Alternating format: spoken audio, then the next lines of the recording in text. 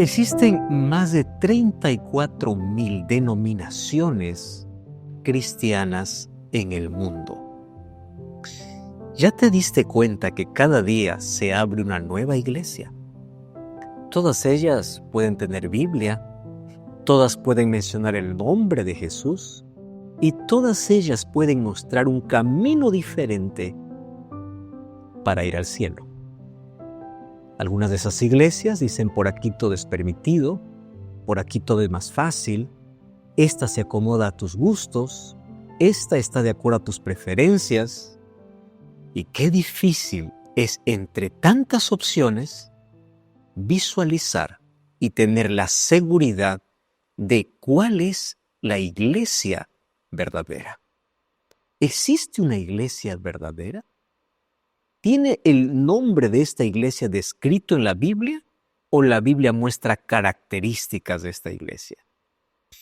Hay muchas personas que son sinceras, que al ver todo esto piensan así: como todo parece confuso, yo no voy a elegir ninguna iglesia, porque pareciera que cada quien ha inventado su medio para poder llegar al cielo.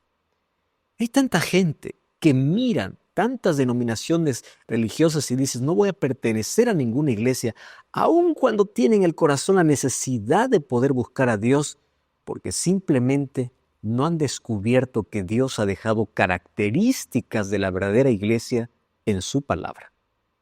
Otras personas piensan así: cualquier iglesia lleva al cielo, o cualquier iglesia tiene la verdad. Lo importante es adorar. Lo importante es servir a Dios. Aquí no importa más qué se hace o qué no se hace. Lo que importa es que Dios mira la sinceridad del corazón. Oh, mi querido, Dios mira la sinceridad, es verdad.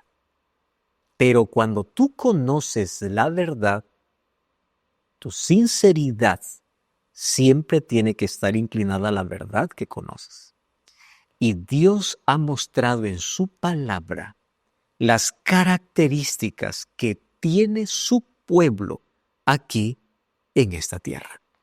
Y hoy te invito para que juntos podamos descubrir cuál es la iglesia verdadera. ¿Existe una iglesia verdadera? En este episodio vamos a abrir la Biblia una vez más y junto al pastor Heisen Cordero estudiaremos esta fascinante lección.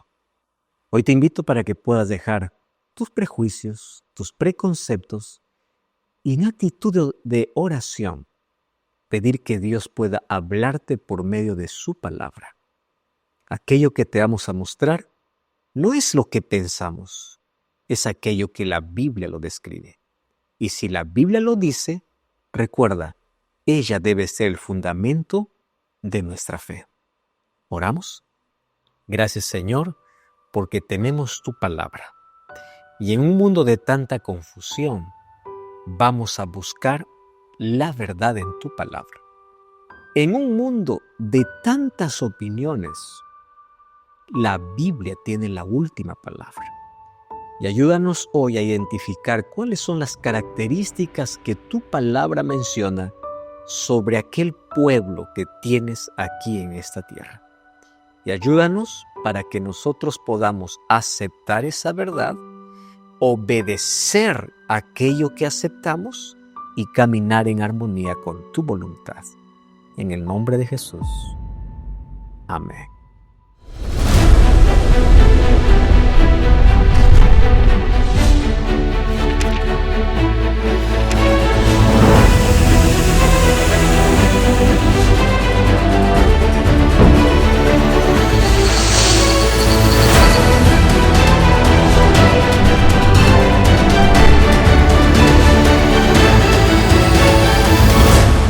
La fe de Jesús.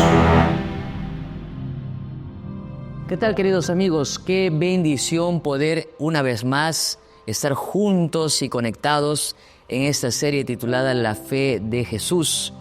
Hoy con el tema número 14 que tiene que ver con algo que quizás tú te has preguntado, ¿no? ¿Cuántas iglesias existen?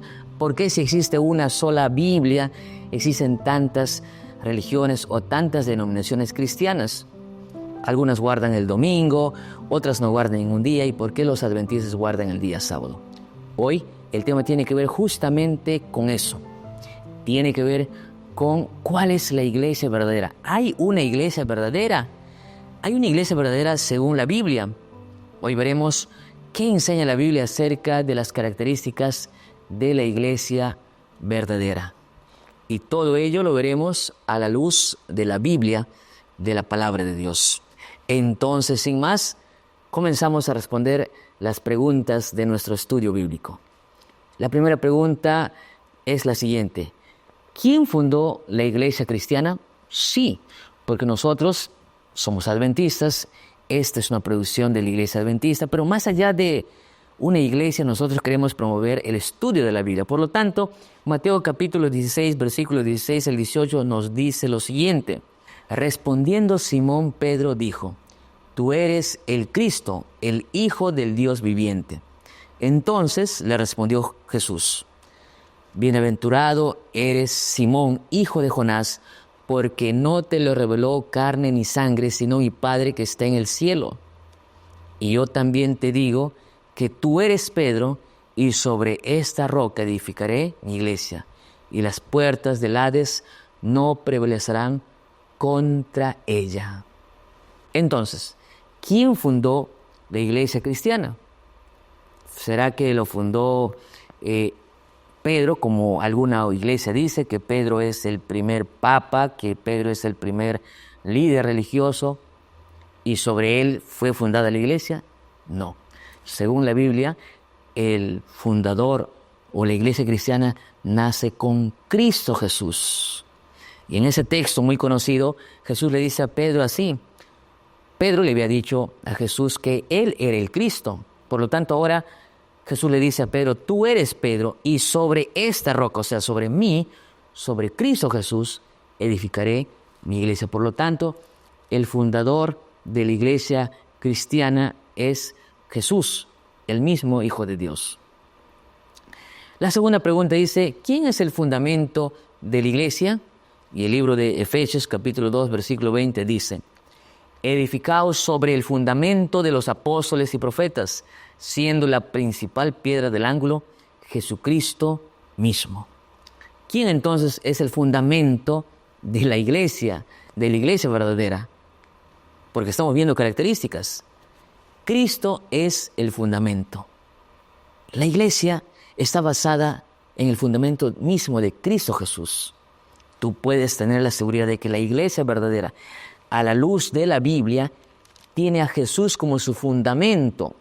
Seguimos su ejemplo. Guardamos el sábado porque seguimos el ejemplo de Jesús. Guardamos los 10 mandamientos porque seguimos el ejemplo de Jesús. Si Jesús no lo hubiera hecho así, nosotros no seguiríamos su ejemplo. Por lo tanto, el fundamento de la iglesia cristiana es Cristo Jesús. La tercera pregunta es muy interesante. ¿Quiénes son los dirigentes de la iglesia?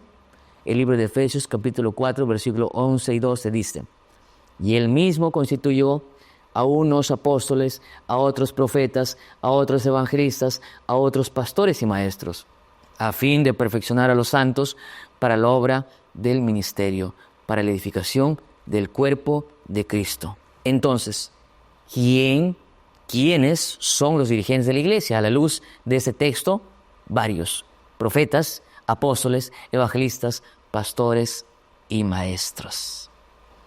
Claro, porque una iglesia debe ser dirigida también, y Dios elige a través de esos líderes. Su gobernatura es la iglesia dirigida de esta manera. La pregunta número 4 dice: ¿cuál es la triple misión de la iglesia? ¿Cuál es la triple misión de la iglesia? El libro de Mateo capítulo 4, versículo 23 dice: y recorrió Jesús toda Galilea, enseñando en la sinagoga de ellos y predicando el evangelio del reino y sanando toda enfermedad y toda dolencia en el pueblo. Entonces, ¿cuál es esa triple misión que Dios le delegó a la iglesia?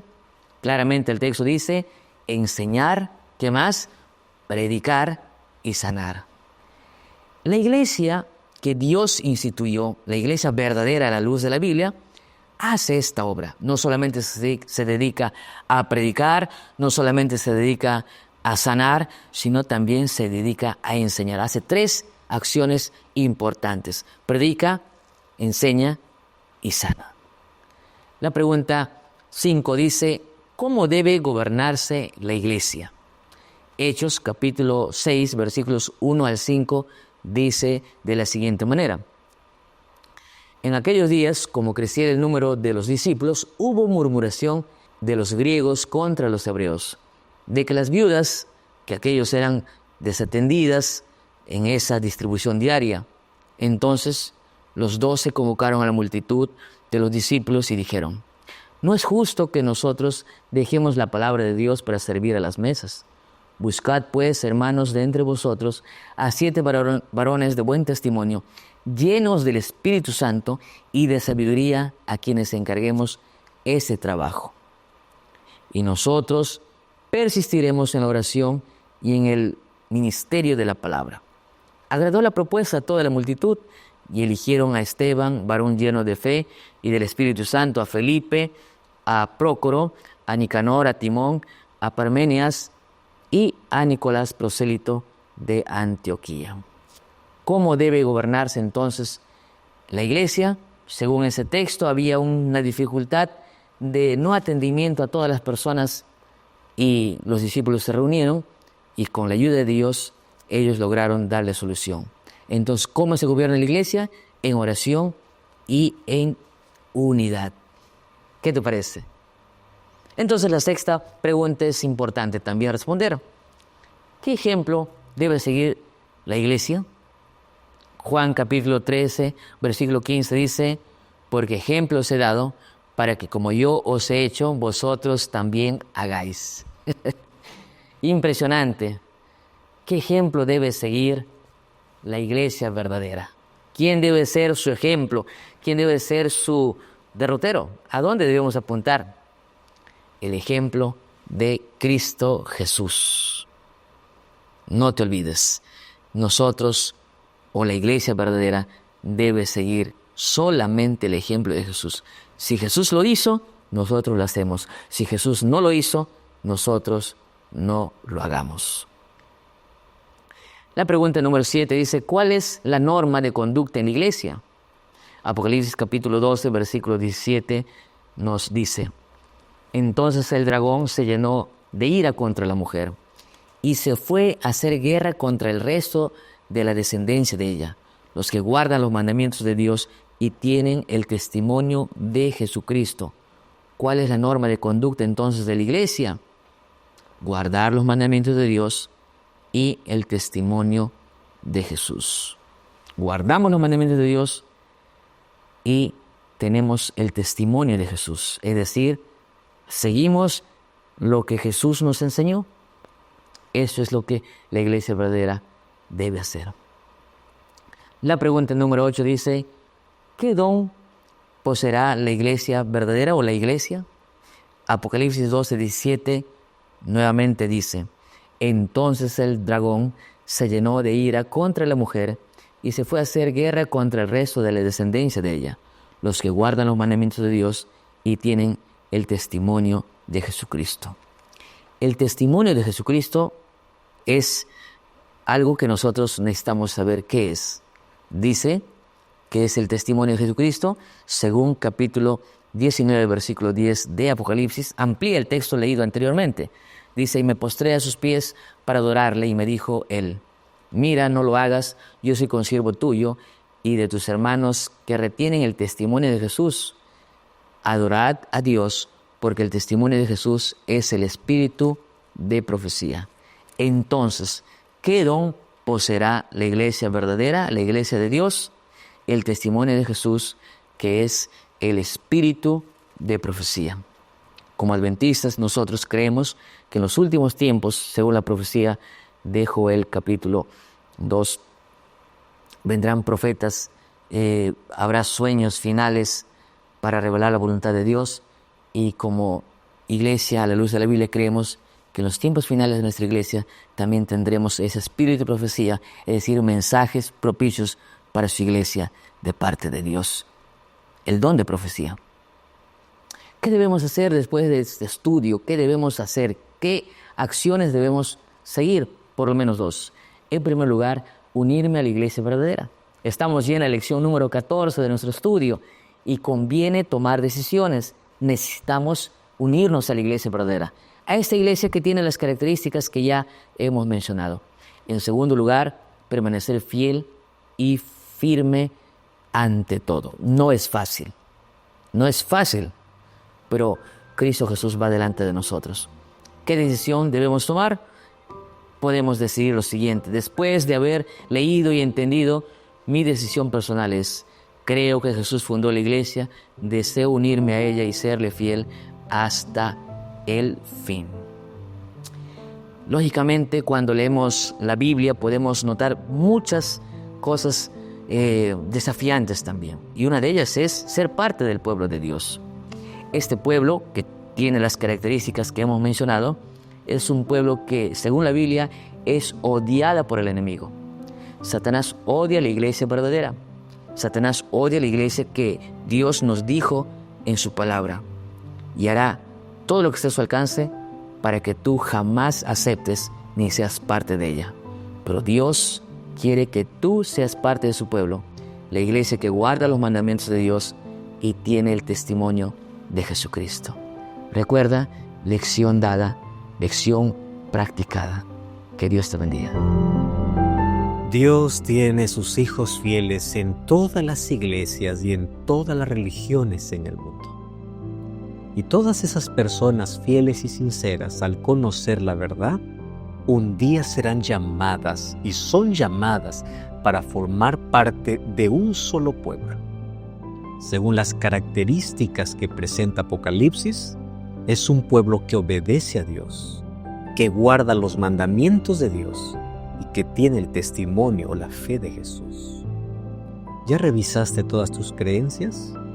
¿Ya te cuestionaste por qué crees en lo que crees o por qué haces aquello que haces?